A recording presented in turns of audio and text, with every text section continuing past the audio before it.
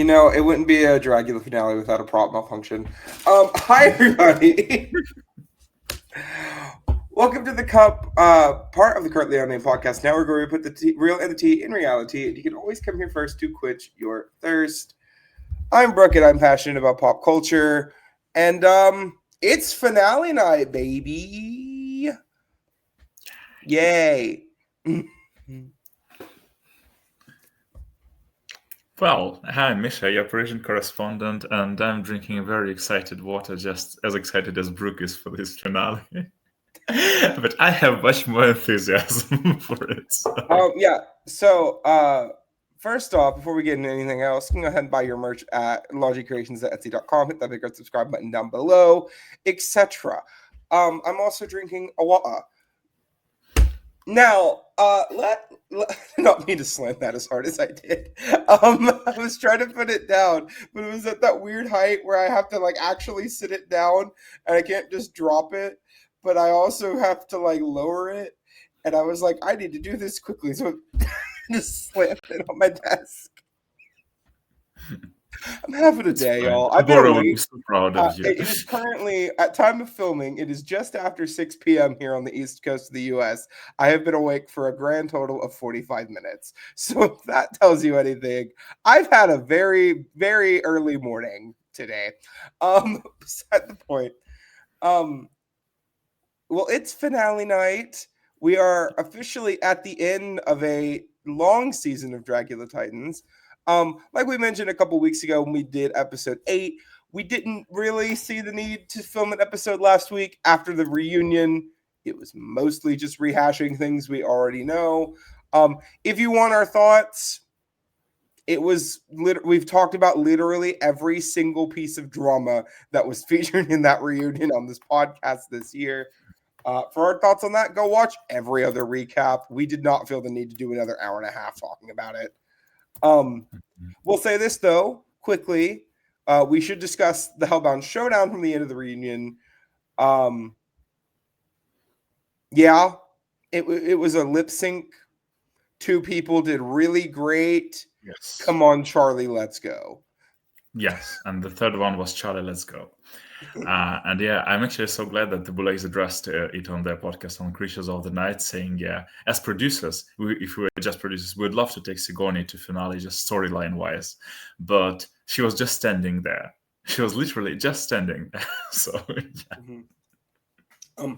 We should mention, though, the winner of the Hellbound Showdown and officially back in the competition for the finale is Jaharia. So, that officially means Micha and I are the only people in the draft for the finale. Micha, we did it. Yes, that's why we're here. Only the 2 of us are here to record the pod. You know what, Micha? We are the only 2 people who have not missed an episode of this show this season on this podcast. I think we earned this, okay? Yes. No shade to Mike or Logan. Logan is not feeling well today, and Mike had work things and could not make it today. But you know what? They just start in the draft at this point, and I can't blame them for not being. That's shady. But here we are. So we are looking at each of their looks for the 4 Horsemen of the Apocalypse finale. We're going to talk about our thoughts. I also think it would be fun to rank each category because there's only 4 looks. And quite frankly, I don't think it will be that hard. Before we get into all of that, just want to let you all know that this is the end of our Dragula Titans coverage. Season 7 is right around the corner, though, so don't be shocked when more Dragula comes your way very shortly, featuring Felony Dodger. Almost confirmed by Boulets. Almost non-allegedly confirmed by Boulets. It was featured by the Boulets that they want to bring Felony back for another chance near the end of the episode, but we also happen to know the cast for season 7, at least the rumored cast, and I can say, spoiler alert, Felony is on that cast. So, icon Felony Dodger. I'm excited. But beside the point. Also, I love how it starts with them talking about fucking Moniki of all people, and Yes. then it goes into, we should give Felony another. Like, I cackled so damn hard. I will never, ever, ever, ever, ever miss the opportunity for someone to throw shade at Moniki. Especially the Boulets themselves. I mean, cool. By the way, the only time ever during any Last Suppers when they had to actively cut out one of the talking queens, which was Moniki. It's lovely. Meme, yeah. But yeah. So, are we ready to talk about these looks? Because to be honest, everything before this was mostly just talking about what we're doing with the looks. I want to win. I'm gonna win. It wasn't really anything to write home about. I mean, there was a couple of things addressed, like how many days a vacation they took, who went to the beach, who took just a week off for like sabbatical before constructing the looks, because they did have a month time allotted, just in case somebody of the viewers forgot or hadn't seen our previous coverage. Yeah. JK Jaharia went to the beach. Yes. And Evah did not go to the beach, is where we're at by the end of the episode. Yeah. But importantly, they all just talk about their concepts for their looks. So we have a pretty good idea for most of their looks about what they're going for. And I can also just say, I want to be clear. We are going to be judging these looks individually. All four of them have done a fantastic job this season and have all earned a spot in this finale. So any comments we make are not meant to discredit them. They are just our honest thoughts about the looks that were presented on this floor show. I want to make that clear because I know in the audience we have a certain pocket of fans who are very big fans of a certain performer that we might be a little bit harsh with today. I am just going to say that now. Concepts were lovely though. But agreed. Yeah. Are we ready, Micha? I mean, honestly, because this opening, there wasn't much going on besides that. So it's time to get in. First up, we have our Boulet look. Vintage. Lovely. Yeah, absolutely. I like the little addition of the red blood spatter along with the bottom hem. That looks nice. That's my favorite part. Mm-hmm. They need to make the collar bigger though. I want those collars to be like huge. Because that's the one thing I've always thought about the Boulets is that sometimes they just do a look and it looks really nice and really pretty, and then the drag thing is always taking something to this 90th level though. Like if this was a look from Boulets of season 2, this collar would be above the damn wig. Like I'm just saying. Can I say something? That's what it's very funny. It was addressed on Sig's YouTube channel, which is covering like random episodes from Dragula's history. The Boulets hate when somebody calls them big and little Boulet, but here Swan looks especially little Boulet because of the proportions of this wig and the collar. They kind of diminish her head overall, and it looks like a marionette, which is very funny. Maddie Morphosis on the episode of Give It To Me Straight the Sig was on. If you want to cackle at someone not giving a damn about the Boulets, go watch Maddie's episode of Give It To Me Straight with Sig. It was so funny. But yeah, it's a Boulet look. It's gonna be good. It's gonna be polished. It looks fine. It looks great. Like I don't really have much to add to that. Mm-hmm. So starting off with our 4 Horsemen of the Apocalypse runway, category is Pestilence. I never thought this words would ever leave my mouth, but yeah. So first off, Evah Destruction. Yay! I mean, yeah, it's a very, very well constructed look. I think I'm just gonna go ahead and say this. I think out of Evah's 4 looks, this was probably my least favorite. Agreed. Just because, well, one, Evah's package for this finale is stellar, so there's that. But 2, It's a bit busy for me. It's wanting to be a little too much, I think. And it does there are times where it's hard to focus on certain areas of it. I also think the wig was a weird choice. I don't know if I really get the gray. Um, but I think on the whole, I mean, this is just like I don't know how many of these like warts question mark she has on her body, but they had to have been very difficult to get all of that on and all of that off in the time period it takes for them to film these floor shows. um Also, I love the addition of the brown on the shoulder over here. I think that adds a lot to the look. I think it really punches it in to make it really compelling. um so yeah, I mean, obviously it's T. It's just compared to the other looks that Evah brought on this finale, this was not my favorite, but I do like it. I'm very much on board with you. I think of the 4 Evah looks, this was probably the least wow factorish. It's still a great look, but also I think Pestilence of the 4 categories was kinda probably the least flashy overall. I don't want to say weakest because like almost all the looks were stellar, and even when they're not, the concepts were at least there. Yeah, I think for Pestilence overall, most people went for this precise color scheme, and I'm not mad about it because it does give very like boogeyman contamination vibes, all this kind of sewer rat systems. For Evah, I see what you come in with gray hair, because it really it came in flashes of gray, and I just blame the stage lighting, because in some shots you could clearly see they were gray, but most of the time, like on this picture, they were kind of washed out. And also, what I loved about this look is that in some shots, the wasps seemed like a bit like roses, a bit like flowers attached to her body, which was a very cool idea, because once you get back to the full lightning, you clearly see kind of the filthy aspect of it all, and it was pretty good.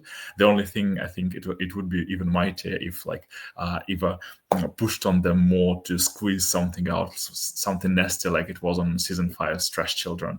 But overall, I think it was still a great appetizer, because Evah progressively got more like performative with every other category. So this is still very, very warm / hot tea, but over the 4 Evah looks, I agree, this is the least like flashy and wow.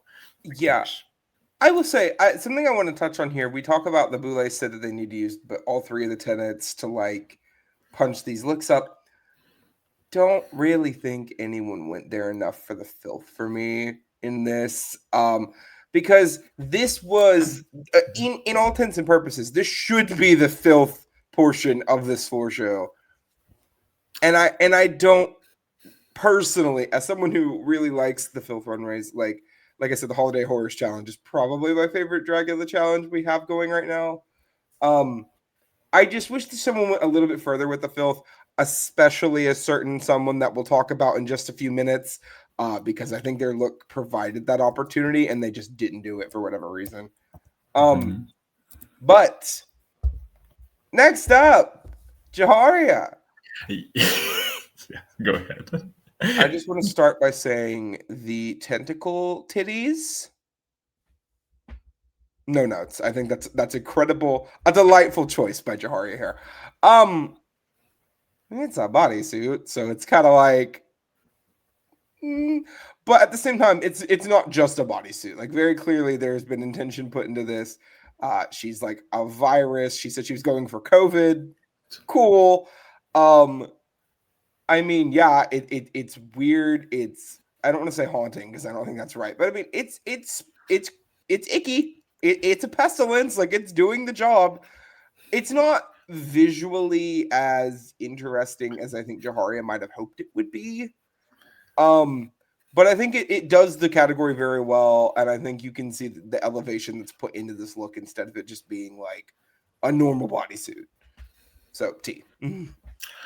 I greatly enjoyed this look. I also think I agree with you that better Jaharia's looks are yet to come, and we'll touch on that later. I think, just piggybacking a bit on your remark about filth, I actually think that in this particular finale outline, most of the contestants thought that Famine is a better expression of filth in particular than Pestilence, although I agree, in principle, you would think Pestilence would be much filthier, because Jaharia actually does give very comic bookish kind of vibes. And when she first came out and like had her face side towards the camera, it actually looked almost like a children's book drawing of a virus, which I also kind of appreciate because it was at the same time kind of freaky, a bit unsettling, but also kind of very funny, especially while she performed. And she chilled and swirled like to all hells. Not in New York City, though, on the other side of the country. But she did. She was the swirling virus. Twirling. Yes. We have to acknowledge, we will take any opportunity, and we've said it all season, any opportunity to mention Erica Clash, it'll happen. So there you go. Erica Clash Stan podcast. We have to be clear. Yeah. So it's a great look. It's a great look. It's just not my favorite. Again, not my favorite Jaharia look in this finale either. Yeah. Abhora. This was Abhora's best look in this finale for me by a country mile. And I know they talked about like the prop malfunction. I didn't even notice it until they brought it up in the critiques. I don't think it was that relevant to even speak on, because the prop that malfunctioned had nothing to do with what Abhora was wearing. It was an extra element that was added to the stage that really, I didn't get distracted by it at all. I didn't even notice it. And Abhora, and when they mentioned Pestilence in the original, in the episode 8 briefing, they talked about like this like conquest element of Pestilence, and that's very clearly what Abhora went for here. She said she was inspired by an atomic bomb, and like, Lord, the charred doll that she holds in this performance, that I wish that was the picture, was Abhora holding that doll, because that image really stuck with me. I will say I do think Abhora struggled in this finale with execution of a lot of some of these concepts. This was not one of the times Abhora struggled with a concept in this finale. I think this was stellar. This is going to be a runway that I will probably never forget. I think this was by far the best in the Pestilence category for me, and I think Abhora absolutely nailed this from top to bottom. So, and with a very powerful message on top of it too. So I hesitate to say Chai Tea Grande in this context, but I can't really think of a better explanation of how I'm feeling here. I agree with most of what you said. I think this was Abhora's, as a presentation, it was definitely more successful. As a look itself, probably my second favorite of hers. But the struggle with the prop I also had to rewatch after the Boulets critiques, because, well, we'll talk about the biggest struggle Abhora had with the props, and it was not this. Yeah. That one was unavoidable. The one that one was also unforgettable for all the wrong reasons, for years to come. But this one, the concept was great. The execution I thought was also great, and the whole drama with the baby is just, it totally distracted me from whatever malfunction there was. But Boulets in it also, probably we had to revisit it. But I just, for them, like message plus the look itself and how striking it was and different from everybody else's greens, like boogeyman it was, I would probably give this Chai Tea Grande for the first time Abhora this season, maybe the last. It will be the last. I was very touched. I can say that much right now. It will not be getting another one for me, but this look is great, and it was stunningly beautiful. Moving on to JK.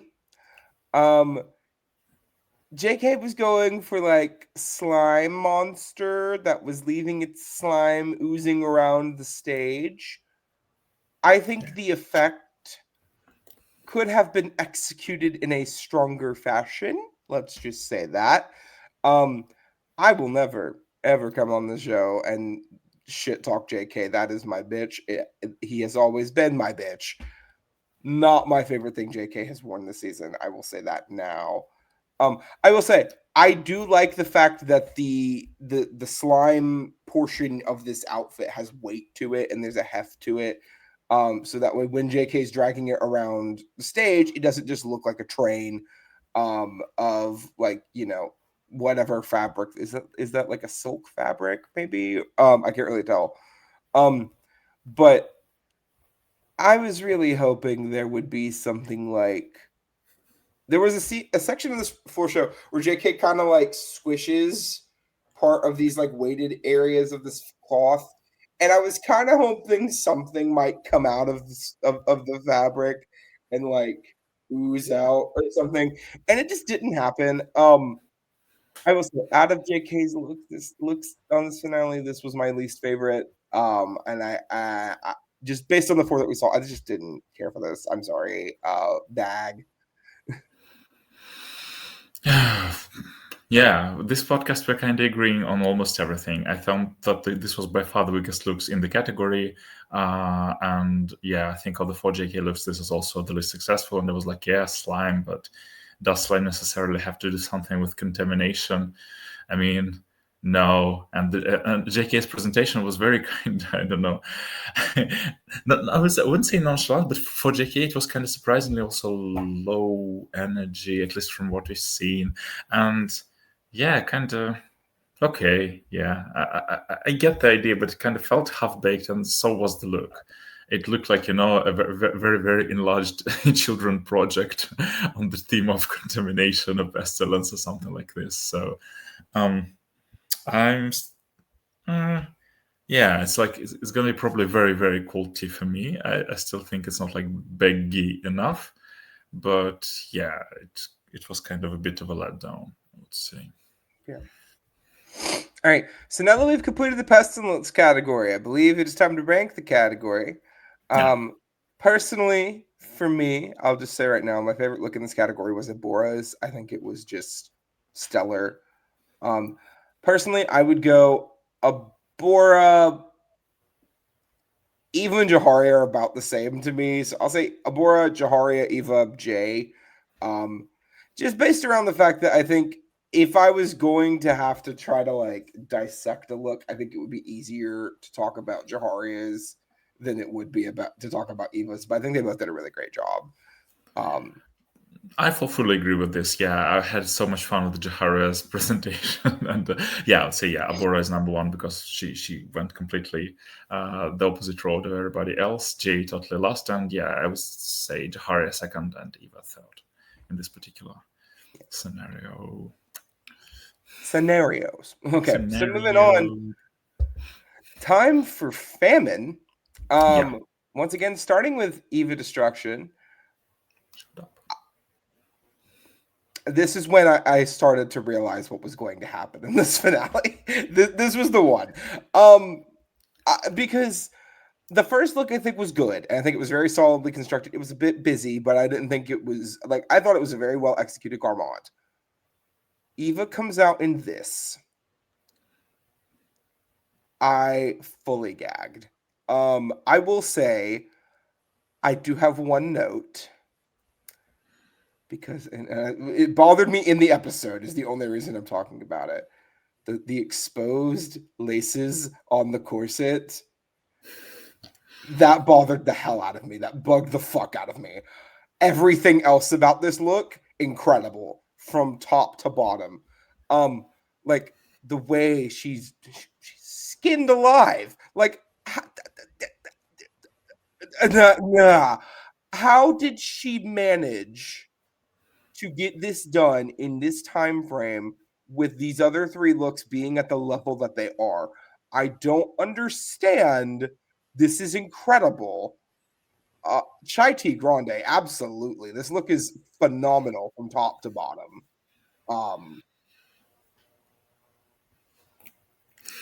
No notes. This is also my favorite. Tied for my favorite evil look in this finale, because there's another one I really want to like go off about. Agreed. But this is phenomenal. Yeah, I just love it so much because first of all, it's such a great callback both to Pestilence and to Hunger and to Famine, because it's kind of on the verge of this traditional, bubonic and Black Plague European medieval / Renaissance art, when there were like people skinned alive to represent, in particular, the epidemic. The pandemic back then, of the like 14th century onwards, the skeleton, it's giving the Famine idea so well. The skin and life is fantastic. The shoe probably it looked a bit at times that were not like fitted super well, but it's only on the second look and when you just zoom in, but because otherwise it's just phenomenal. And she sold the hell out of the performance. I love the way how she was carrying the skeleton.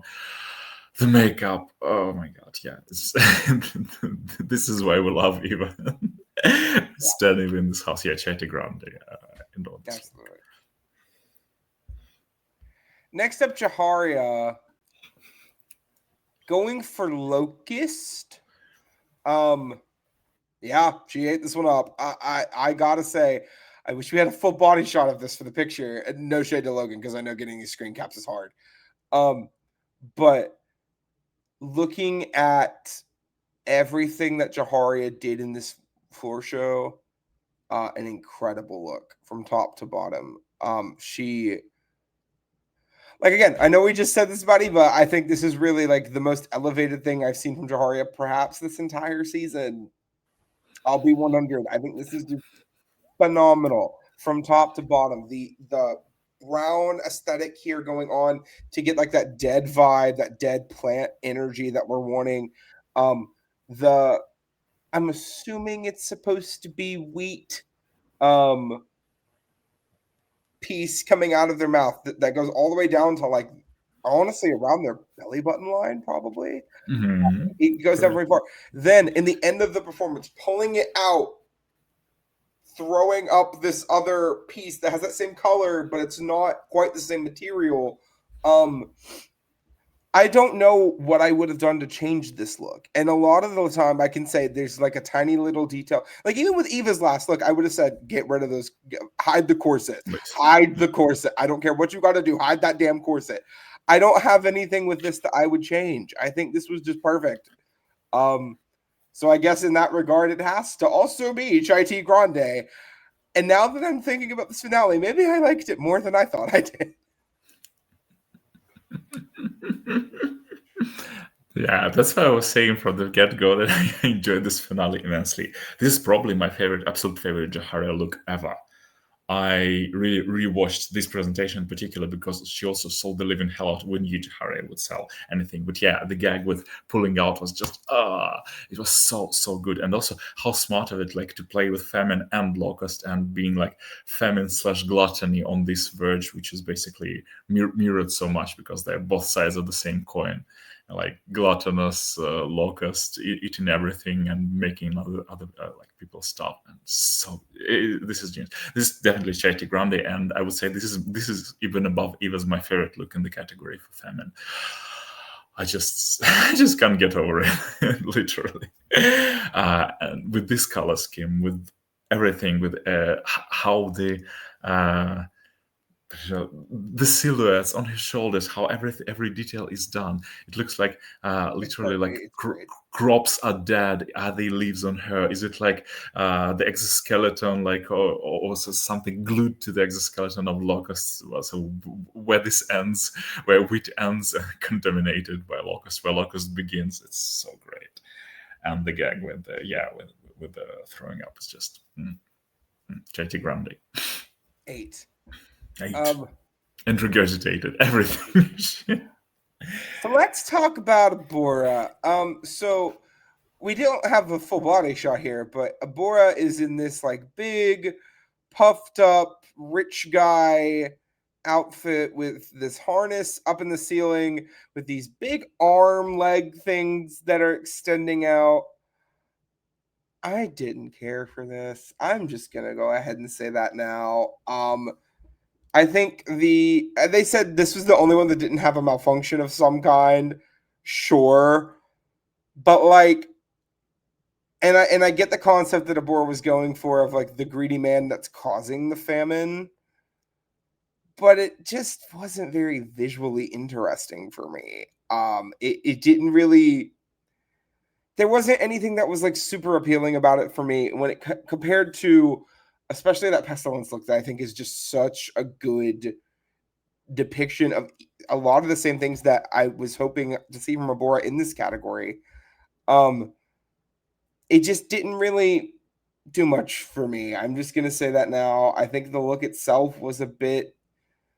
It tried too much in ways that I don't think really fit the category. I'm going to give it a slight T because I still think the execution was well done. But it just wasn't for me. Yeah, it's interesting that of all four Abhora looks, this was the one she described the most at length before the flush show during like the cauldron the preparations, and it was not what I was expecting before the flush show actually started. I'd say this. Do I get the idea? Yeah. Good for the blow up stuff worked well. Literally, the few moments where Abhora was kind of on her signature stilts, and then by the end of the performance, when this was really blowing up like a balloon around her, all this tissue sleeping bag kind of style, that did look visually stunning. That did look cool, but overall, I'm just okay, corporate greed, and that's how like they're hyperventilating their cash from within and like exploding of greed.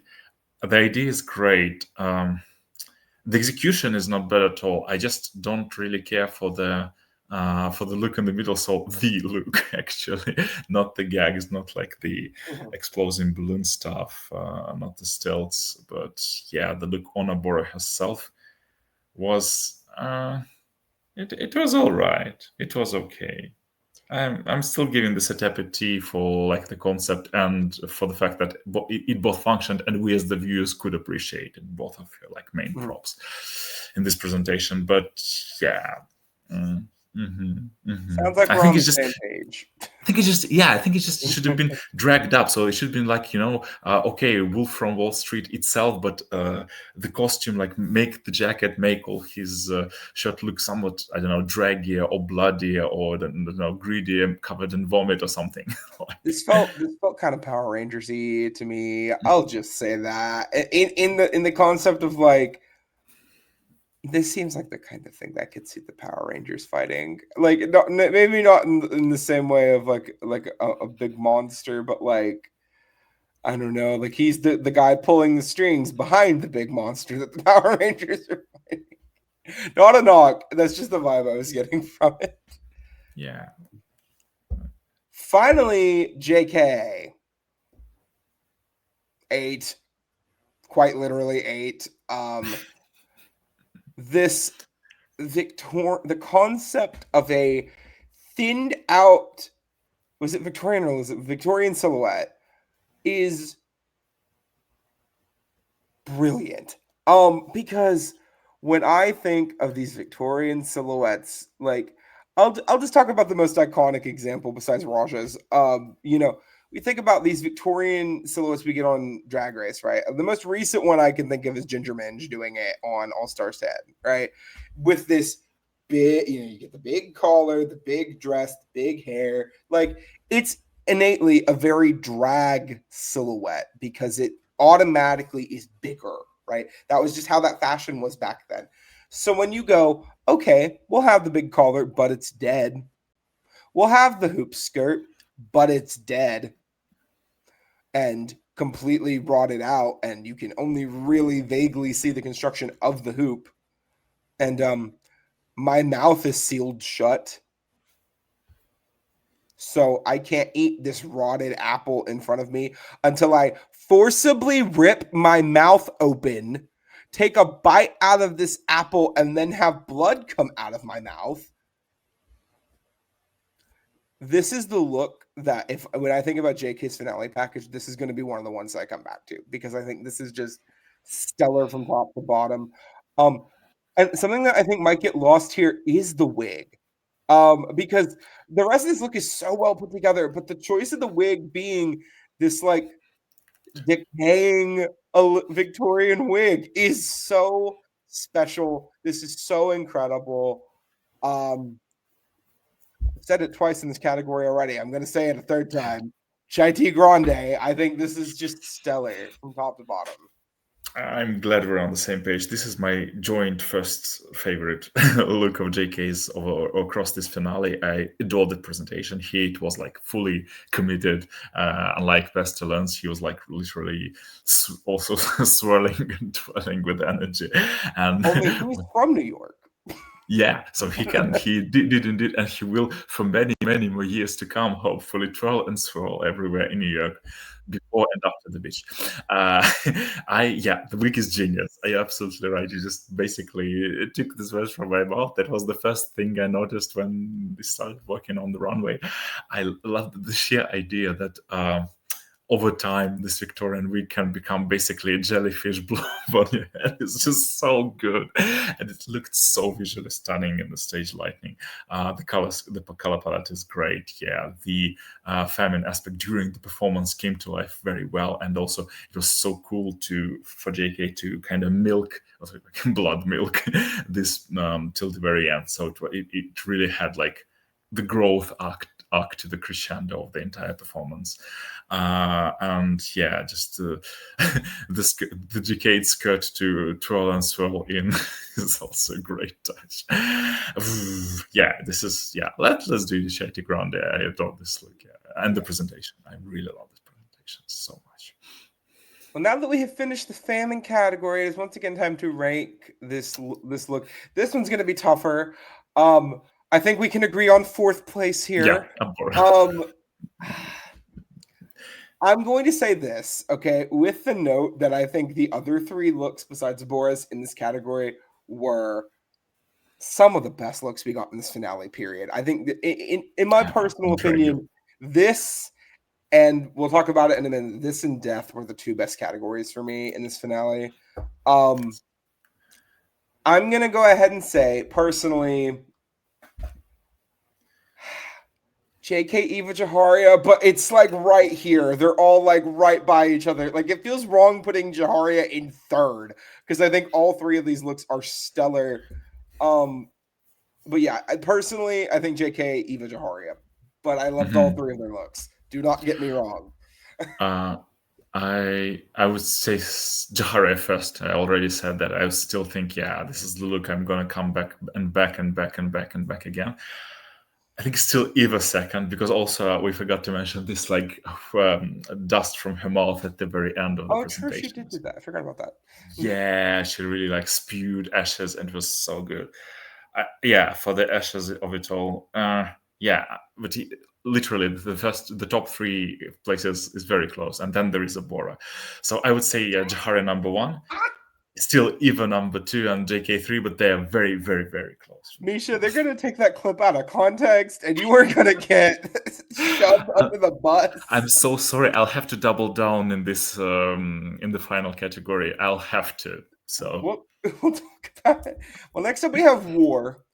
Once again, starting with Evah Destruction, I want to go ahead and get my biggest critique for this look out of the way now, okay? When she came out, I was here for this. After she took the mask off, it kind of lost me a little bit. And personally, it kind of lost me a little bit. I think this look with the mask, I was getting like a Mad Max, like Cenobite-ish kind of vibe from it, of this like evil monster of destruction, pardon the pun. And then she took the mask off, and I just started getting Danhausen. And like, I don't know if you know who that is, Misha. No. But when I saw it, I couldn't unsee it. Let me pull up a picture while you discuss your thoughts. I think this look is still incredible. I love the weight of these chains. It adds a nice dimension here. With these, like, I don't really want to call it a kunai on the end because it's kind of a kunai, but like some of them are kunai-ish and some of them are just like metal pieces that are coming off these chains. I think it really adds a lot to it. Yeah, this was a really great look from Evah once again. So just I wish the mask would have stayed on, because with the mask, it's probably would have been my second favorite look that Evah had on this finale floor show. Actually, when you pull the picture, I'll probably get the reference and why it was so distracting for you. I actually kind of enjoyed it. I would say more, but I got why she took off the mask, because underneath it was like pretty striking as an image. It kind of reminded me of a few metal bands' vocalists all meshed in one. I'm not gonna lie. After she took off the mask, but the chains and. It clearly read war, like hands down, especially with her performance during the end, because when she took the mask off, she pushed some of the battle cries, and I think it was kind of, it was fierce, and weirdly enough, it goes very well with Jaharia after her, because we'll talk about what Jaharia chose to do as her war inspiration later. I really enjoyed this look, maybe not as much as for Famine, but it's still great. It's totally giving you war. The chains, the aesthetic of it all is fantastic. It's actually it will come to me later. Maybe I'll remember where in particular Mars, the god of war, was portrayed almost this way. It will come to me. It's somewhere from the pop culture in general. So, actually, very, very piping hot tea for me. Okay, before and after mask. I just want to say, underneath the mask, it was a more white paint with this like black aesthetic. And I want to be clear, it is just the face. It is nothing else but the face and the face alone.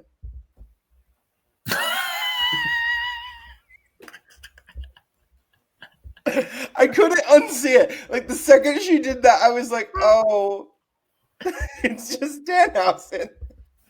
Well, shout out to my wrestling fans out there. We all love Danhausen, but it's literally all I saw when she took the mask off. I feel bad because, again, it looks great, but because of my personal experience with that kind of paint, that's all I could see. Brook, question for you. Do you really think that after Titans won and her bottom placement, Evah is that big a fan of wrestling? Oh, no, I highly not. I don't think she is at all.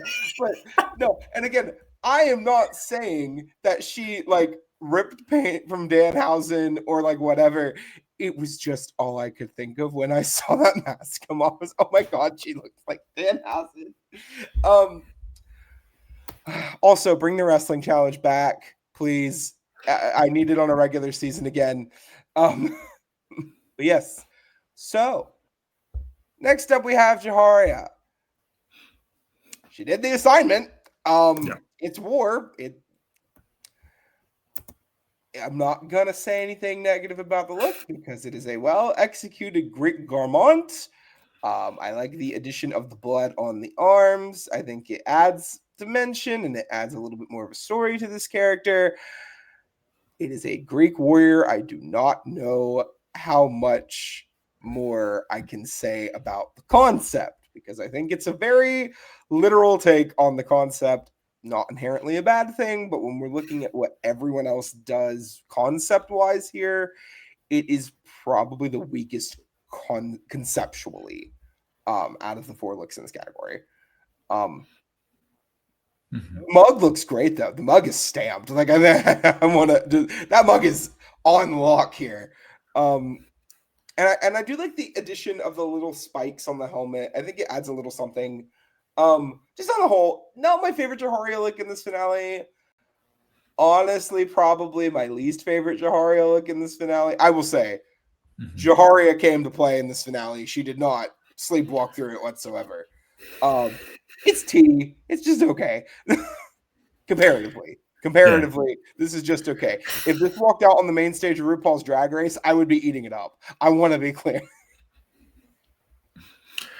Yeah, shout out to fans of Drag Race Italia in particular, because Jaharia and Lina Galore for once happened to be in the same universe.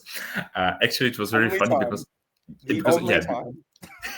because when Jaharia was describing this look before she walked into the runway in the workroom, she was like, "Oh, I'm gonna do my like Greek god fantasy," and I'm like, "Oh my god, will you do 300 Spartans or 300?" No, Jaharia, don't do it. And then she comes out literally in a Zack Snyder outfit, and I wasn't mad at this by the end of the presentation. That's what I would say, because when she just came out, I say, "Oh, I don't know why," but actually, the more I looked at this and when I rewatched it, I kind of liked many of the details of the look. But I agree with you. The concept-wise, it was the most literal one, the most like surface level one. But I actually love this, and we forgot to mention this about Evah as well. That in this particular category in war, all four titans could use lots of fire by the end of their presentation, and Evah smartly used her sword. Because she had a sword which was like lit up on fire, and this was very cool. And Jaharia actually kind of won me over a bit more with this concept when she started throwing some. It was some dust or some, I don't know, some chemicals into the fire, and yeah, that was pretty cool, I think. And overall, with her dance moves, it worked. I agree with the four Jaharia looks. This finale, this was.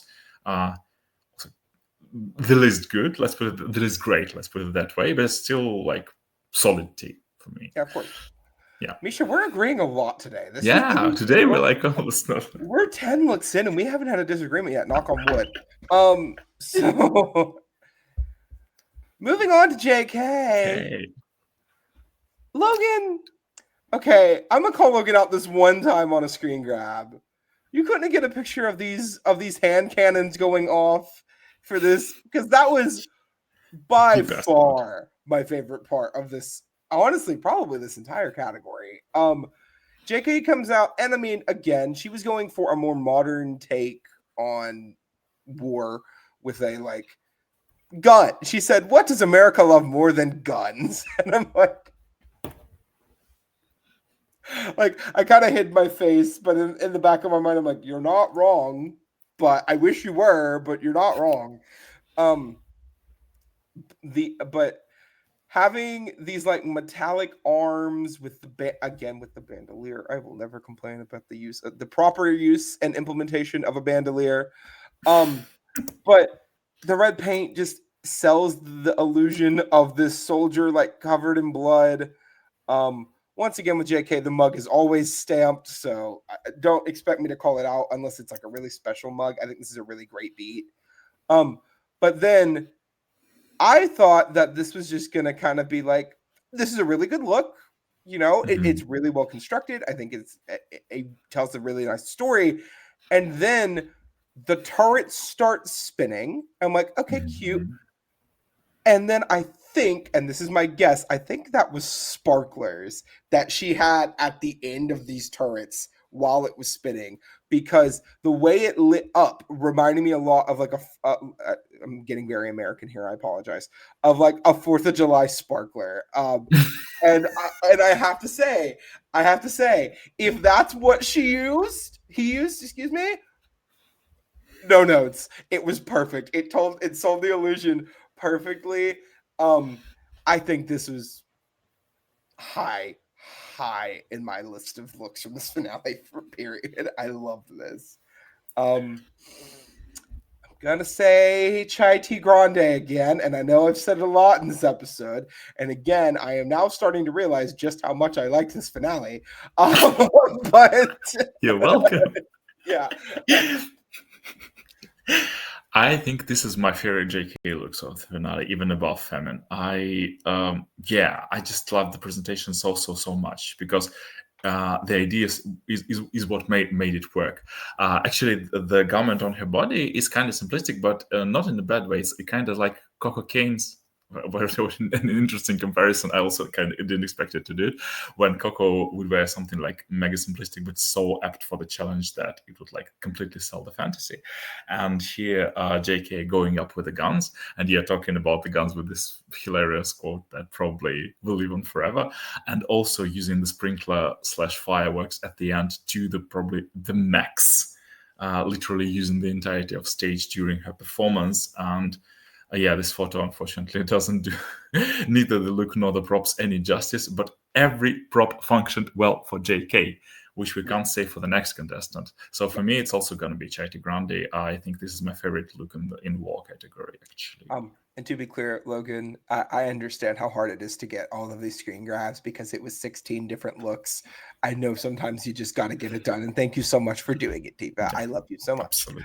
I also want to give, specifically, you mentioned the garment. I didn't really talk about the garment on the body, actually. It's not the point of focus, so I don't mind it being simple, right? Yeah, that's what I was talking about. Because I think if it would have been more elaborate, it would have pulled away from the point of this look, which are these big-ass guns.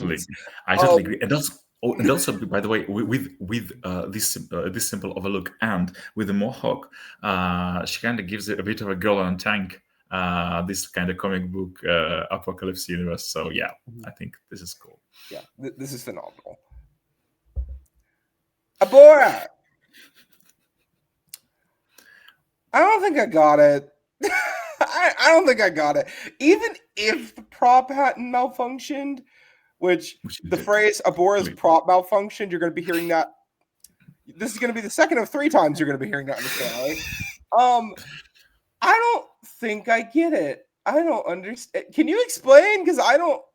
Was she going for which? Because that was kind of the vibe I was getting. But even then, we didn't get explanation. Unlike the Wall Street corporate greed famine look, this one we didn't even get a proper explanation from Abhora herself. Is it like a Celtic goddess of war? Maybe, because it was just given witch/some portrayals of like Boudicca, the vengeful queen of Celts. But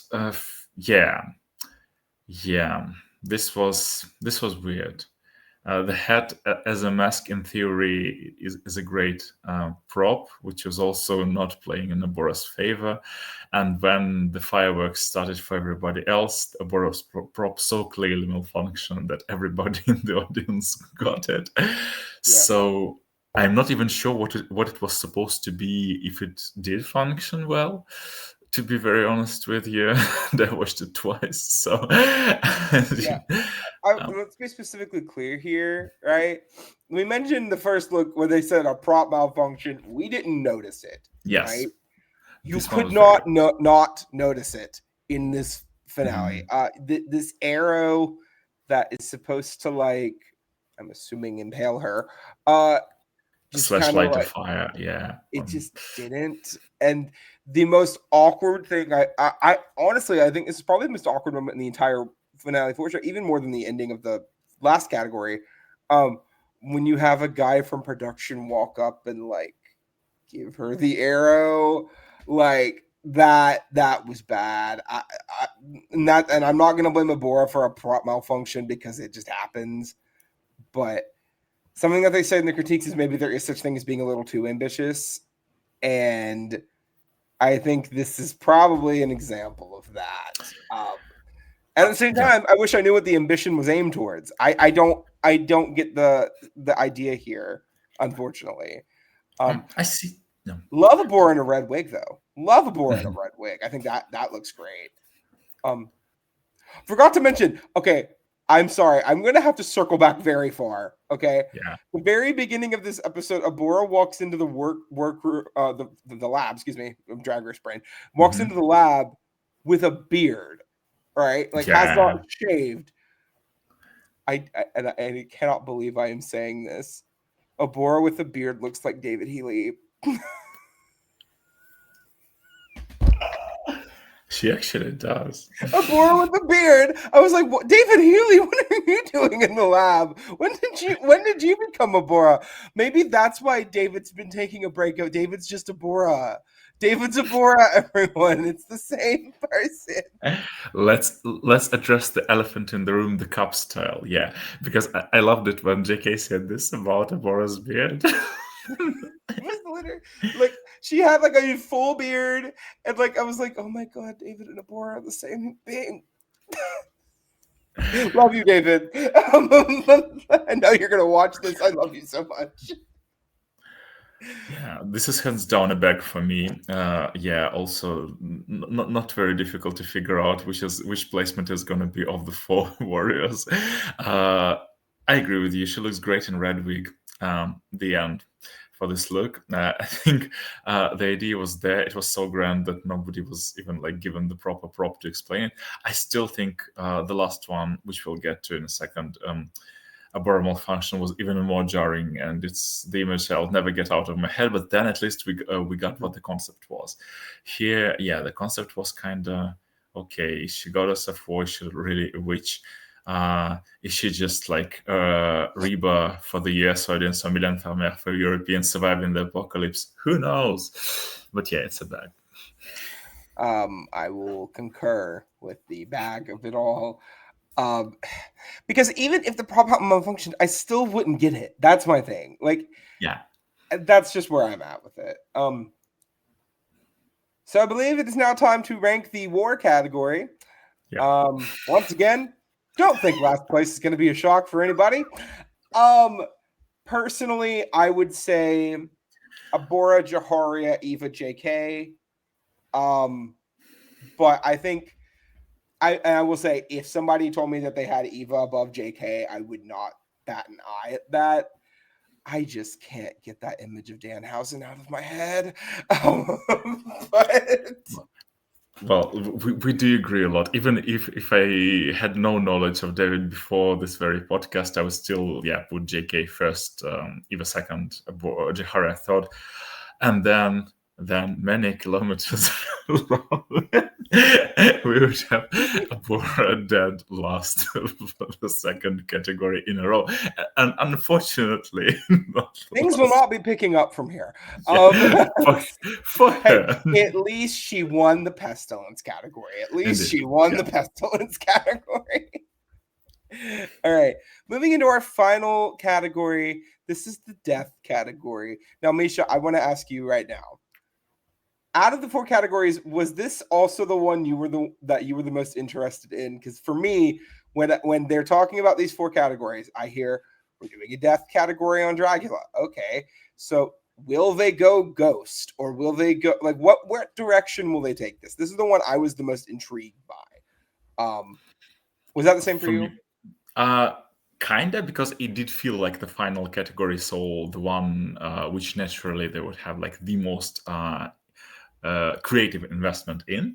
Thematically wise, I think for me, to be honest, apart from Pestilence, the other three, Famine, War, and Death, are kind of in the same vein that they can be interpreted super, super largely and wildly different from one another. But even with Pestilence, as we just mentioned, Abhora's best look, even there you could go some way, but Death is literally, it's so all-encompassing that this does look like a magnitude-wise the finale category of it all, like the defining. So yeah, in that sense, I agree totally. All right. So starting off with Evah Destruction.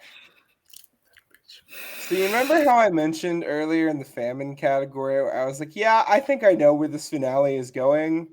This sealed it. This was... I'm going to say something, and it might be wild, but I'm just going to go out and say it. This is probably my favorite look that's ever been on the Dragula stage. Probably. I think it's either this or JK's Haunted Hotel look. I think those are the only two things that are like really incompetent. And maybe Abhora's sheriff look that we had this season as well. I think those are the three that are like up there for me. This is perfect. Like, you're coming out as the mythical ferryman with this beautiful black gown, this beautiful black silhouette that like elevates to such a profound degree. The oar, perfect. The boat itself not being the point of focus, being covered in this black drapery, so that way you don't really pay attention too much to the boat, but you know it's there. The beat here being so beautifully simple, not trying to be anything crazy, not trying to be anything too involved, when you have the little bit of stoning that exists in this garment, so that way it has that like water reflective sparkle that you would want to see and you need to see off of Ferryman to give it that illusion, but it's not too much stoning, so that way you're like, why did you stone this look? And then, of course, I would be remiss to not mention the fact that I don't know how the fuck she made the boat move.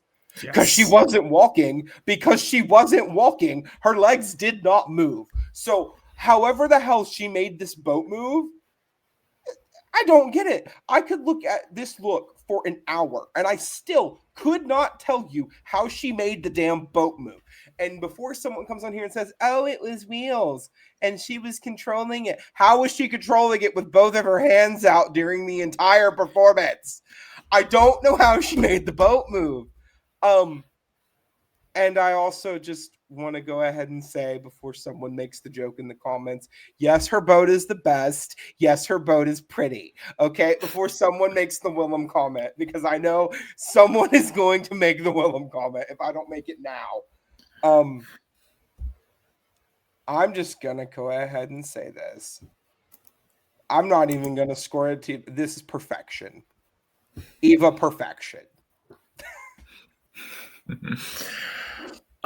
Yeah, I'm in the same boat. Good pun, Micha. I respect a good pun. I think, yeah, I was gooped and gagged, and at first, actually, when she just came out, I thought, okay, the boat is kind of a problem. But then when I saw the movement and when she really moved towards the front of the stage, it was like, oh, this was everything. The performance, yeah, till the very end, it was so like enticing and enthralling for all the Greek mythology of it all. That's probably the route that Jaharia should have taken. I mean, not take the obvious like Spartans, but go downwards, go to the the realm of Hades and just catching souls on a boat. I mean, yeah, it's phenomenal. Whether it's like a hoverboat, caught catching somewhere underneath her feet, who knows? Is it an alternative skate? No. Well, okay, the thing that was interesting, because we got a side profile of it near the beginning where she's first coming out, right? You could kind of see the fabric like bunch up and then expand back out a little bit in the back. So I was kind of thinking that it was maybe something like that. But then I thought about it and I'm like, well, what would cause that effect? And I still don't know. And quite frankly, I'm kind of okay that I don't know, because I think it adds to it for me. Obviously. Yeah, this is just this is perfect. It's perfect. I have no notes. None. Zero. Agreed. This is literally one of the best looks. And for Evah, a long time, even on this season, I was still kind of in my head referencing her Titans one sea creature look, sea monster look, which was like, well, I adore this look as one of also my perfect favorites. Yeah, on Dragula. But this one, yeah, this stops even that. So love it. Next up.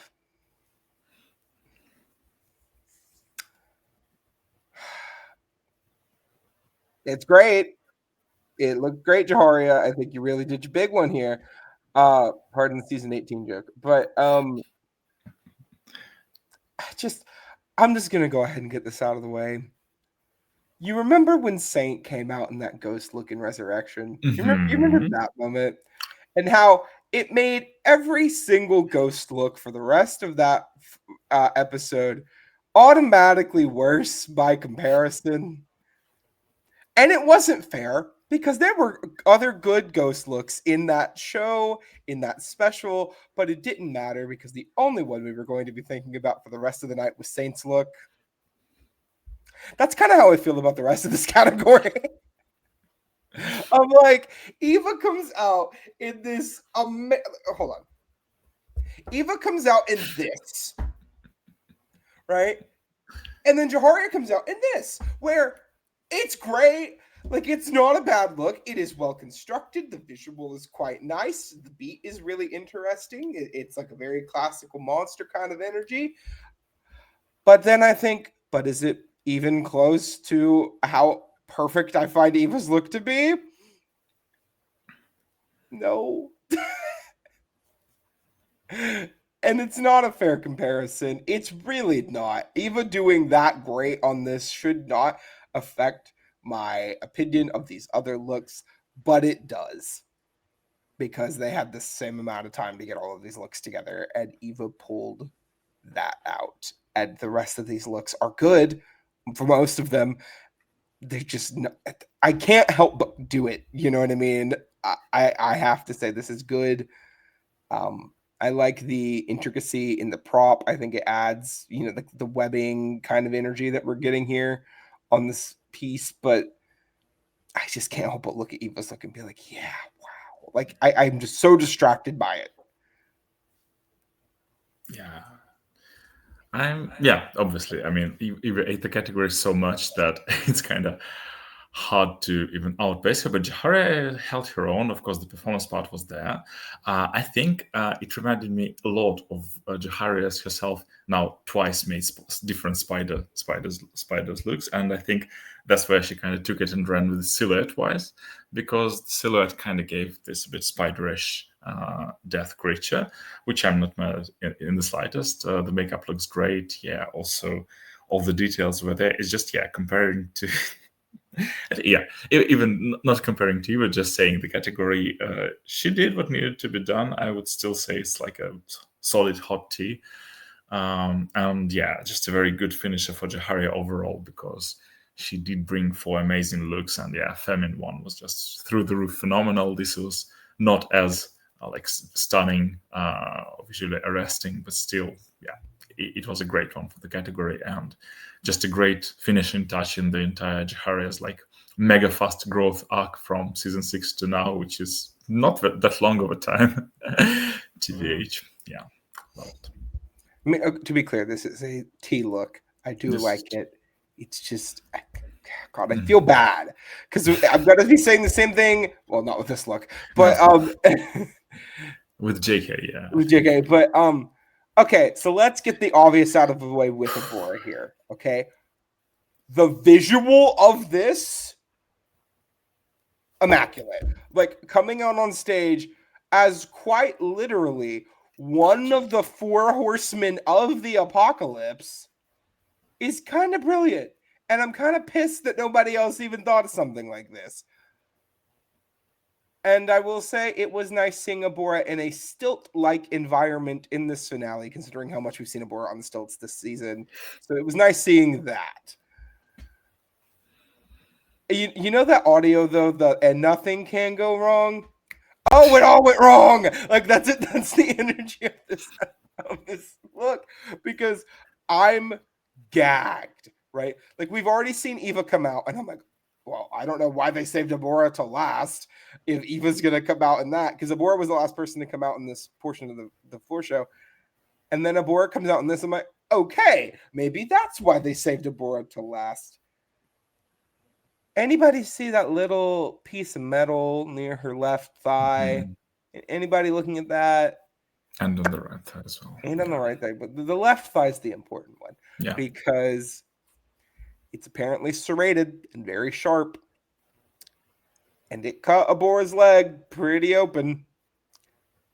And they had to help them out of the look and basically end their floor show like that. So production, good on you for recognizing the situation and getting Abhora into a safe space, because we don't know the safety of that metal, right? And I want to be clear, this isn't like somebody using a stapler and making themselves bleed that way, or somebody talk about people that would do Hollow Eve with the needles, right? Those are very clearly medically safe to the point where they know they're not going to get any sort of illness from it or any sort of negative opinion. We also have to consider the fact that there is an artery in your thigh, and depending on how bad Abhora may or may not have been hit here, that could have been very bad. So the safety here obviously is paramount to the situation. But we're not judging this based on what could have been. We have to judge it based on what was. And unfortunately, as much as I think this look could have been one of the best looks we've ever had on the show as well, because I think it is cinematic as hell. We don't get the opportunity to see it in its full extension, and as such, it doesn't really get the chance to live up to that standard. Mm-hmm. But yeah, are you gonna tea or veg this, because this one is really difficult? I'm going to say I don't consider this a prop malfunction because I don't think any of the props malfunction. I think it was a safety issue with the Garmont. So I'm gonna give it light tea. I think that is probably the most accurate because I think the concept is really good. I think the execution visually it's stunning, but like the actual performance, there wasn't any performance, Indeed. The only thing that Abhora did manage to do before the wound got really deep was to stand, like backstand on the back legs of the horse and lift up her own legs, the first pair of legs, the front pair of legs, which was great also, by the way. This was visually stunning, just as the look itself. And then, we got this metal. Yeah, this is a presentation that's going to live forever, not exactly for all the right reasons, but the look itself, the concept itself, and how it's translated instantly that here is the Horsemen of Death. Makes it mega hard to like even rank, because this could have been so right if it wasn't so wrong exactly in that as in that meme. I would still give this a massive T, because just for the almost done execution, because the look itself, it was executed very well, apart from this serrated metal. Just like it's a bummer that it unfolded the way it unfolded. Yes. Yeah. Finishing us off here, we have JK. I'm gonna go ahead and call up the Boulets here, real quick. Boulets, I have a comment for you. What was there to not get about this? I thought it was very. I don't want to call it simple because I think we did get the concept explained to us, but I got what JK was going for. JK wanted to make death elegant. I don't think it's very complicated. Like, is it just me? Now, granted, is this the most like show-stopping look that's ever been done? No, but like, it's the only person. She's the only person that tried to make death glamour, and I appreciate and respect that. My big knock here is going to be on the crescent moon behind Jay's head, because it's kind of giving snakish energy, and just based on the way it's placed and presented, I don't think it looks very great.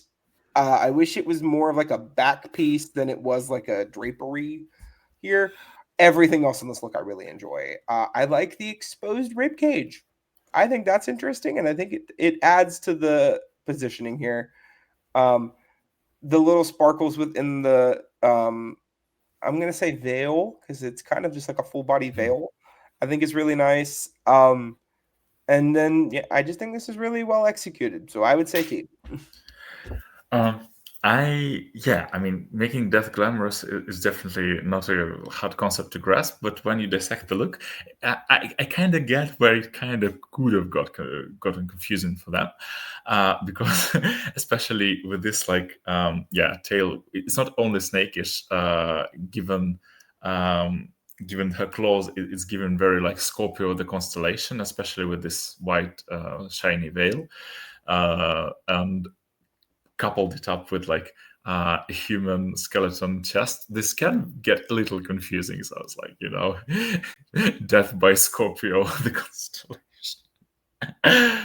you guys who love astrology and all this, and then we have a human ribcage. But coming from a glamorous and just like from visually arresting standpoint, I like this look a lot. I think this is my second favorite in that category. It just kind of, for some reason, presentation wise, it felt kind of a bit on the safer side, but I still enjoyed this look immensely, and I love how it's translating on camera. Yeah, that's what I was about to say. Listen, unique and different for Jay. Yeah. Well, rating the death category. Again, I don't think we're gonna have much debate as to who's in last. Yeah. I mean, very clearly, Evah won this category by a landslide. And even then, I don't even think any of the competition was bad. Well, most of the competition wasn't bad. It's just... This is the visual we need to end the season with. This is the visual of the season for me. This is the thing we need to look at before when we finish this category. Personally, for me, I would have Evah, J, Jaharia, Abhora in that order from best to worst. But I just can't stop looking at this. As you should. I mean, agreed. Evah, J, Jaharia, and unfortunately, Abhora was also there bleeding. Yeah. Misha, they are going to come for you in the comments on this one. I'm going to warn you now. I want you to be prepared for it.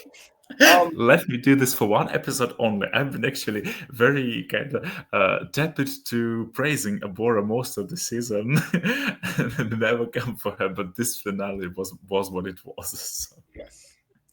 All right, y'all. So that is all of our looks in this finale. We should mention that the Boulets have a cute little conversation about everyone here. They talk about the floor shows.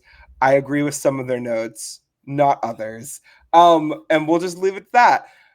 We also we get the moment of them mentioning that they need to bring back Felony. Stay tuned for season 7, like we mentioned earlier. But now that we've gotten through all of that, I'm just going to go ahead and say now, I think we should just talk about the winner and then discuss our feelings, because I think that would probably be the best. And the crowning scene, yes. Which was great. So we cut. So I will say, massive step up from Titans 1. We don't just get a picture in a hallway this time. Yay! I would basically say picture in a hallway. Yeah, massive step up from even the traditional normal season crownings. Do you want to hear my conspiracy theory about Titans 1's finale? Yeah.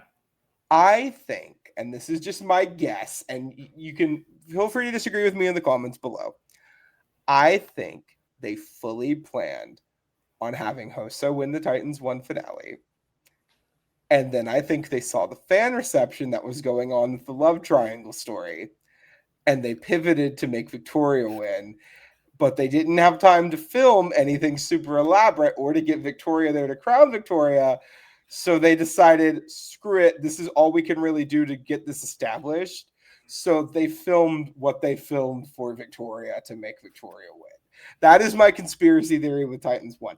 I could be totally wrong, but that's just the vibe I get from the whole situation. I'm totally sure about the timing issue, because clearly they were either waiting for something or something literally went from plan A to plan B. I'm not sure it's literally linked that directly to Hoso's love triangle, but maybe you're not wrong. But it was clearly stemmed from some timing issue. Either they were like, okay, we're not gonna let any of the production leak anything, so we're just gonna shoot it, the two of us, and none of the queens were readily available for that time in particular when they made the decision. So maybe this was their way. Yeah, but I think there was some timing constraint for sure.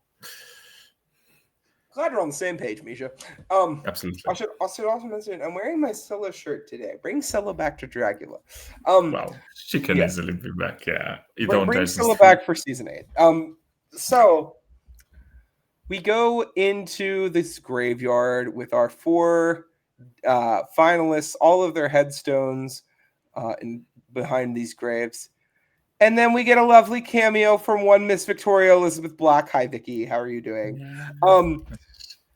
Walks out looking as gorgeous as ever, polished as fuck, as usual. And we get these close-ups on all of these gravestones. She's got this crown in her hand, and it's very lovely scene. And then all of a sudden, second time I'm going to make a wrestling reference today. My apologies. We get the Undertaker sticks hand out of grave moment from Evah, and Evah pulls herself out of the ground, and Victoria has officially crowned Evah Destruction as the winner of Dragula Titans season 2.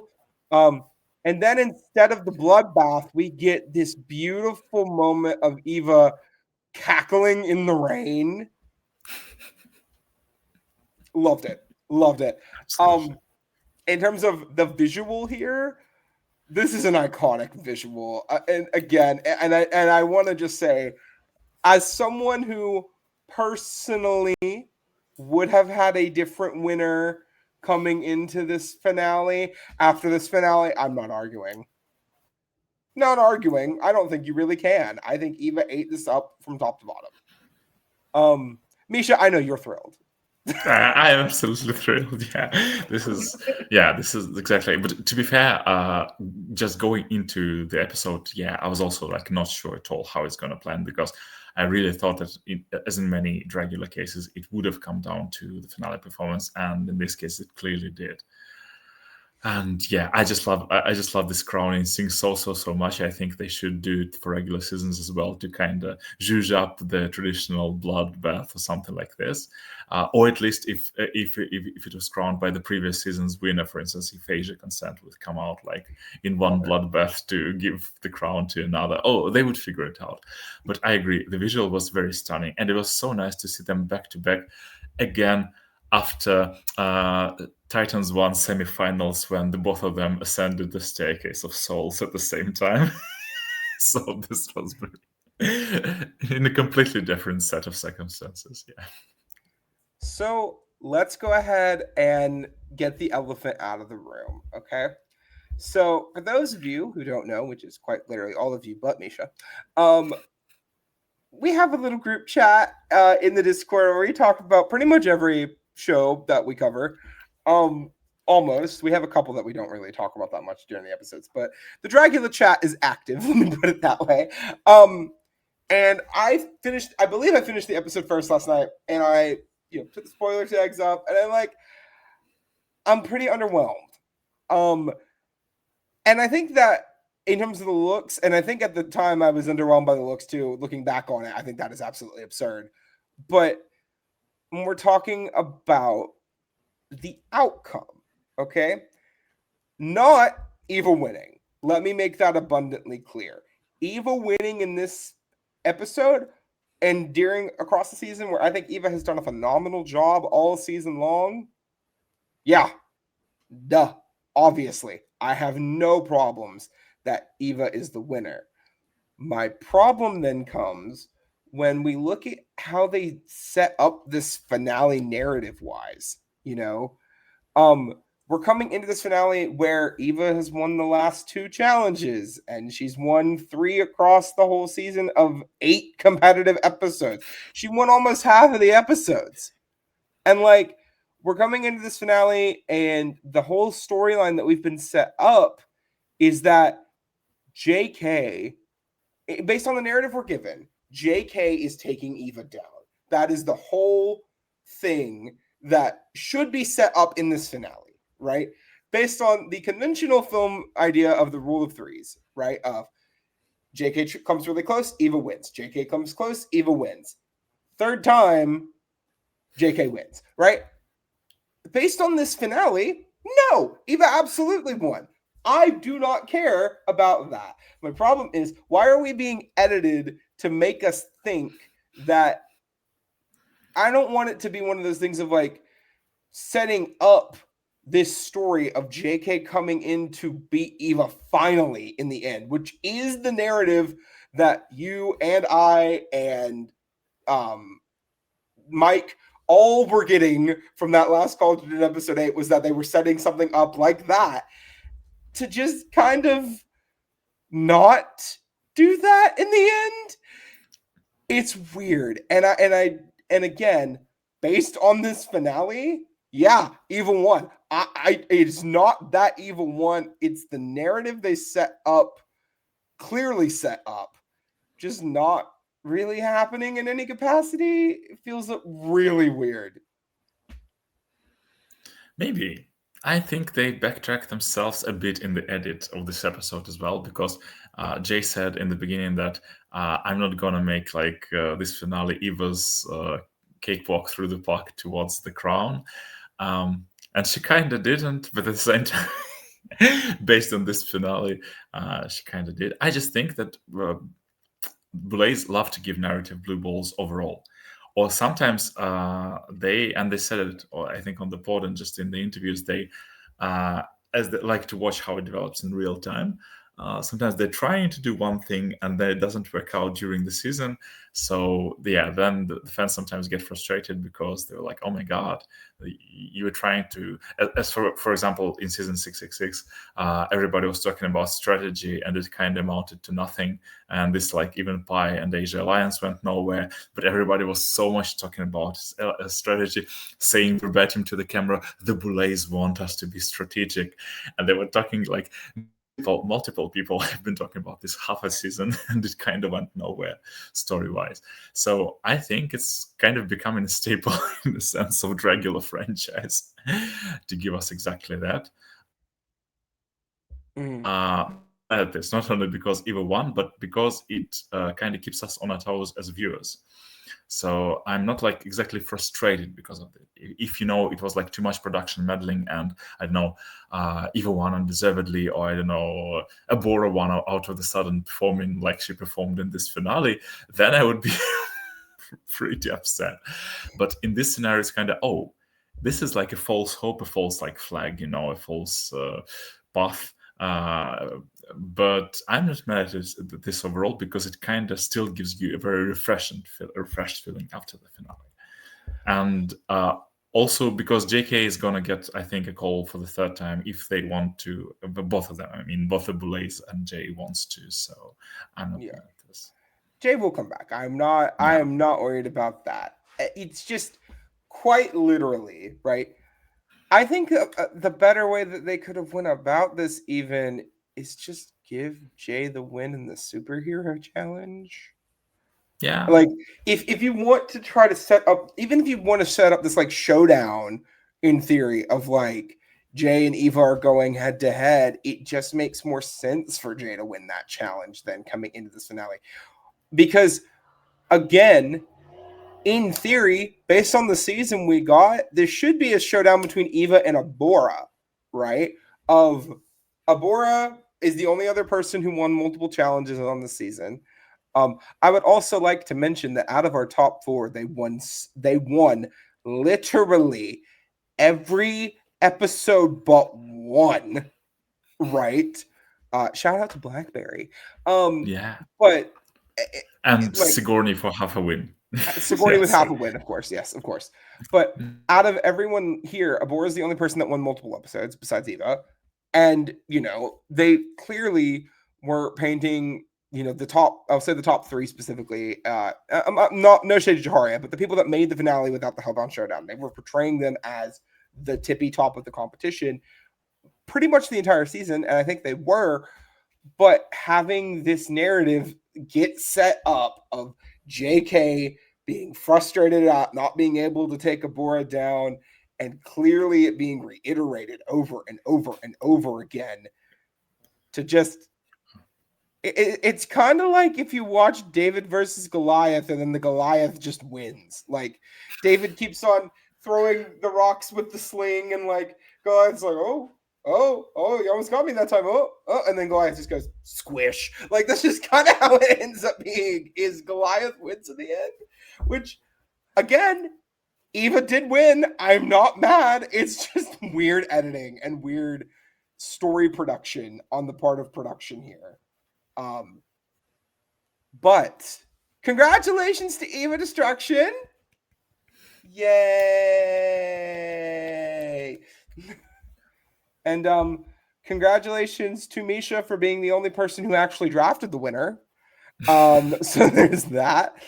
But it is time for our final. Actually, it's not even an update. Update is incorrect at this point. It's time for the results. So, Micha and I were the only people with someone in this finale. So Mike and Logan's scores from last week or 2 weeks ago have not changed. So in fourth place in this draft with 47.5 points is Mike. Yay. In third place with 52 points is Logan. Good. We are separated by 10 points, Misha. Whoa. Misha comes in second with 86.5 points. And I win with 95 points. Congratulations. Your fourth win this entire year. My fourth win this year, which is wild. I don't think I've ever won a podcast draft before this year. I've won 4 this year. But this does complete officially the Brook draft clean sweep that we have been attempting to achieve all year. With a win in Drag Race 17, with a win in Australia. No, sorry, 5th draft win of the year, because I won Drag Race Season 17. I won Australian Survivor US versus the World. I won, wait a minute. I also won Australian Survivor this past season with Miles winning. So I went all, did I win 6 drafts this year? No. Dear God. So I won those 3. I won this, and then I won Big Brother. So I think it might just be those 5. I think I won 5 this year. But who won All-Star? I didn't do the All-Stars draft. I was spoiled. I don't remember who won the All-Stars draft. But yay. We should note, by the way, this is not like some of our other drafts. We do the drag draft specifically are points based, not just drafting the winner. So to be clear. And I should also note that Misha did end up getting screwed by the fact that it was Jaharia that came back.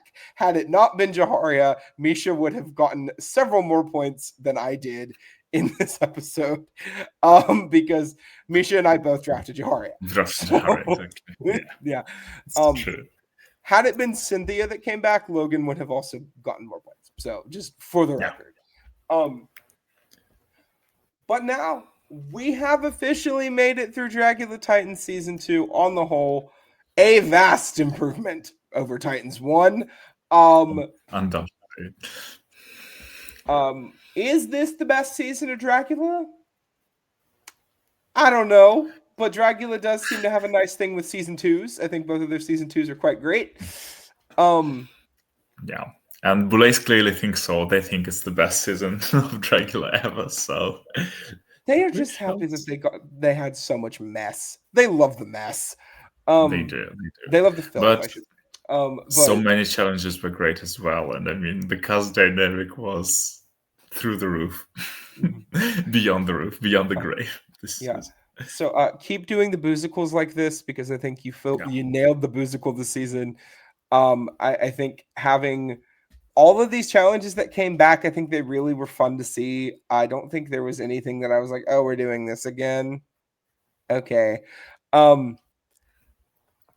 Just a really fun time, all things considered. And I'm really happy that this season turned out as well as it did. Absolutely.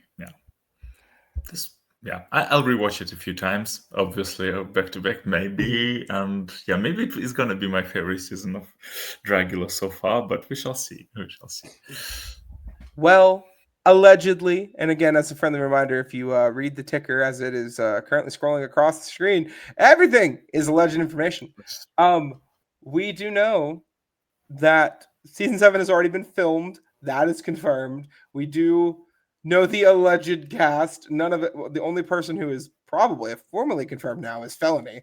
But it's already out. It's coming shortly. The rumor is January. I don't know if it's going to be January, but we'll see when it comes out. But Dragula does not stop the cover. Dragula ending does not stop drag coverage here on the Cup. We're covering a lot right now. I know Drag Race España just ended. And La Moss is ending this week, I believe. But Canada's Drag Race, she's still going. She just started pretty recently. So Canada's Drag Race, you got more time with that. Pretty soon we're going to be talking about US 18 in January, so be on the lookout for that. And of course, it's December, which means it's end of the year video season. So keep an eye out for our top looks, our top lip syncs, and a couple other special things that are coming for the end of the year coverage this year, including, I don't know if I'm allowed to talk about it yet, the return of a very special video that we have done in the past. So keep an eye out for all of that. And while you're there, while you're keeping an eye out for that, why don't you go ahead and hop over to the Cup TV and the Cup ESC and go ahead and subscribe on both of those channels. Eurovision season is upon us. We have not decided if we're going to be talking about this Eurovision season or a previous Eurovision season yet, but we're figuring that out. So head on over to ESC for that. And of course, on the Cup TV, we never stop over there. Project Runway coverage still going on. Amazing Race coverage, Survivor coverage, Traders Canada coverage. In January, it's going to be Traders US coverage again. And some end of the year content happening over there pretty shortly as well. So make sure you're subscribed to all of those channels to get all of that fun stuff going on. And of course, thank you so much for watching this entire video. If you've been with us the entire season, thank you so much for watching us this entire season. I have had a lot of fun. This is the first time I have been given the honor and privilege of hosting an entire season of coverage on this channel. And I have to say it has been delightful. Special shout outs to everyone that's been commenting and engaging. Everyone has kept the discourse respectful. Even if you don't agree with us and you think our takes are whack, no one has crossed a line. And I really appreciate that so much. We appreciate all of you for engaging with our content. So thank you so much for just being a fan and being here to talk about this wacky little horror drag show that we all love so much. Yeah. Misha, anything you want to say before we head out for the season? I think it's just so great. I think, it kind of exceeded my expectations, not gonna lie. And I was pretty excited with the cast, but the Boulets literally listened to a lot of feedback from Titans 1 and basically rewatched the entire season and reworked what they could rework. So yeah, it's gonna stay with us for some time.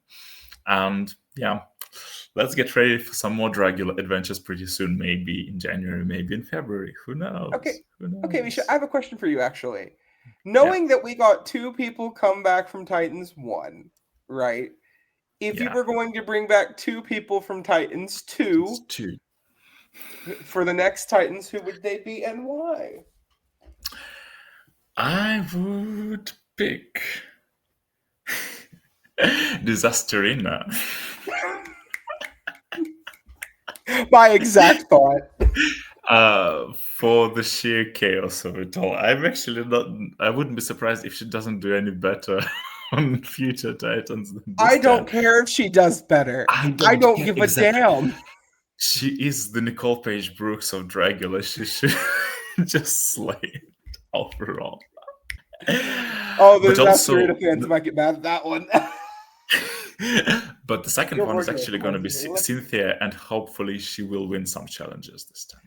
Yeah. So Cynthia, Doll, and Disasterina for me. I was going to say Disasterina because I think that's accurate. But since Disasterina has already been brought up, I am going to go with, obviously, JK. I think they're already setting that one up. That one's going to happen, I think. Honestly, I think JK and Blackberry. And I think specifically with Blackberry, I think there was... I just don't know if they had room for Blackberry this season in terms of everything going on in the narrative. Because even the Blackberry and Cynthia stuff, it just kind of felt like, oh yeah, Blackberry's here. We got to do something with Blackberry. We can't just let Blackberry go. I think the season might have benefited from not having Blackberry on it in terms of what we were getting in the narrative. I loved everything, almost everything that Blackberry brought to the stage this season.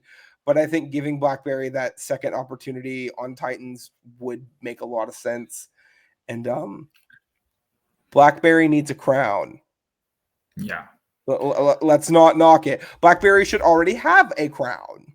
So I think Blackberry is actually, when she comes back, is going to be an Evah kind of redemption from their first Titans attempt, in a sense that this reunion, this last supper, Blackberry told themselves that they were not exactly in the right headspace, and Cynthia also kind of helped them to get in their head. overall, and we've seen it on some challenges, like especially the episode she got eliminated, the Neon Monsters of Rock and whatnot, when Blackberry was kind of not exactly that fully fleshed Blackberry. So I'm pretty sure that when she comes back in the right headspace, she could easily win the crown. So yeah, it's a great choice. They could. And at some point in the near future, I'm just going to say this, I am going to be pushing for us to do a Dragula Titans 3 fan cast now that we are officially done with Titans 2. We should. So keep your eyes out for that, because oh dear God, I know it's going to be a wild effing episode of content whenever we do that. But yeah, so thank you guys again for joining us here this season, and we look forward to talking more about Dragula with you guys in the future. So goodbye, Uglies. We love you so much, and stop watching this video and go watch another video, everybody. Cheers. Bye. Bye.